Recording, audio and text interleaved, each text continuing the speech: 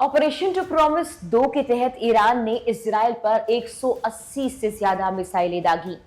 Operation में इस्तेमाल की जाने वाली बैलिस्टिक मिसाइलों में गदर, इमाद के साथ साथ नई फतेह हाइपरसोनिक मिसाइलें भी थी, जिनमें से 90% मिसाइलें एकदम टारगेट पर वार करती हैं, कोई चूक नहीं।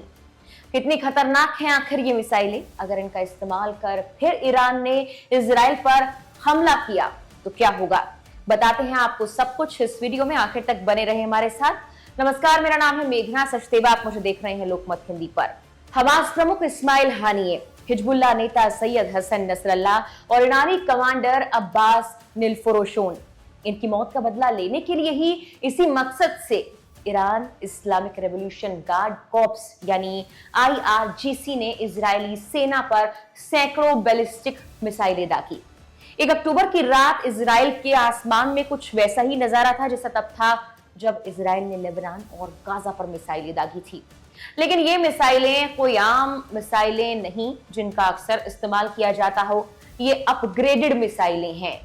ये ईरान की गदर, इमाद और फतेह हाइपरसोनिक मिसाइलें थी, जिसका इस्तेमाल टारगेट पर सटीक निशाना लगाने के लिए किया जाता है। इस हमले के दौरान अभी तक किसी के हताहत होने की कोई रिपोर्ट नहीं, लेकिन इजरायली मीडिया रिपोर्ट्स के अनुसार मिसाइलों की बौछार ने कई क्षेत्रों में महत्वपूर्ण सैन्य और खुफिया सुविधाओं को व्यापक नुकसान जरूर पहुंचाया है।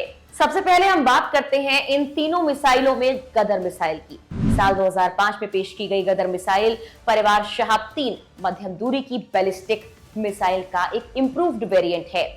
इसका इस्तेमाल ईरानी सैन्य बल 2003 से कर ही रहा है। ये 2 स्टेजेस वाला एक रॉकेट है, जिसमें पहला स्टेज है लिक्विड फ्यूल वाला और दूसरा स्टेज आता है सॉलिड फ्यूल वाला, जो 3 तरह से प्रोड्यूस होता है। 1350 किलोमीटर की रेंज के साथ गदर S, 1650 किलोमीटर के रेंज के साथ गदर H और 1950 किलोमीटर के साथ गदर F। गदर मिसाइल की लंबाई 15.86 से 16.58 मीटर के बीच है और इसका एयरफ्रेम व्यास 1.25 मीटर है, जिसका कुल वजन 15 से 17.5 टन है। गदर मिसाइल में एक नए आकार का बेबी बोतल वॉरहेड डिजाइन है, जो एरोडायनेमिक्स और प्रिसीजन में सुधार करता है। एक बार फिर डिजाइन किया गया वॉरहेड और ज्यादा एडवांस गाइडेड सिस्टम के साथ आता है ये मिसाइल। इस मिसाइल के इंजन के काम करने के वक्त में इजाफा हुआ है, इसका रेंज बढ़ा है, जिससे ये और ज्यादा खतरनाक हो गया है। अब बात करते हैं इमाद मिसाइल की। Imad ballistic missile improved variant है गदर का ही। ये ज्यादा एक्यूरेट तरीके से काम करता है। इसका परीक्षण किया गया और 2015 के आखिरी में इस्तेमाल के लिए भी ये तैयार हो गया था। इसमें आधार पर पंख यानी फिन्स लगे हैं। इसके साथ एक नया डिजाइन किया गया युद्ध अभ्यास हथियार है, जो इसे एटमॉस्फेयर में फिर से एंटर करने के बाद टारगेट की ओर बढ़ने में सक्षम बनाता है।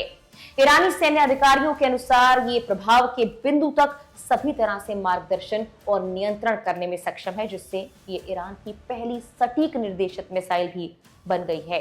अब आते हैं फतेह हाइपरसोनिक मिसाइल पर। यह है तीसरी और सबसे खतरनाक मिसाइल। फतेह हाइपरसोनिक मिसाइल का अनावरण पिछले जून में एक समारोह में किया गया था। इसमें उस वक्त के राष्ट्रपति इब्राहिम रईसी, IRGC प्रमुख मेजर जनरल हुसैन सलामी और IRGC aerospace commander brigadier general Amir Ali, ये सभी मौजूद थे। ये एक प्रिसीजन गाइडेड 2 स्टेज रॉकेट है, जो सॉलिड फ्यूल से पावर्ड है। 1400 किलोमीटर की रेंज के साथ फतेह 1 को मध्यम दूरी की बैलिस्टिक मिसाइल के रूप में भी जाना जाता है, जो पश्चिमी ईरान में किसी भी कोने से ज़ेयोनी इकाई को निशाना बनाने में सक्षम है।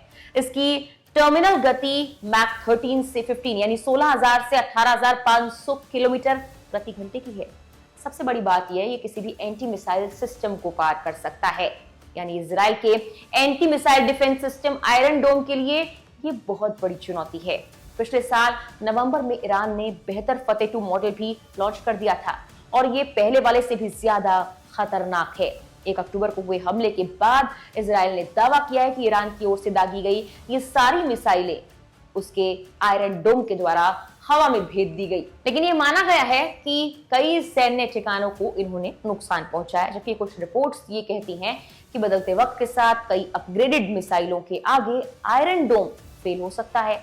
ईरान ने फिर हमला किया तो इजराइल के लिए चुनौती बढ़ सकती है। हालांकि इजराइल ने भी कड़े शब्दों में कहा कि ईरान को खामियाजा भुगतना पड़ेगा। अब ये जंग क्या मोड़ लेती है, ये तो आने वाला वक्त ही बताएगा। फिलहाल के लिए इस वीडियो में इतना ही।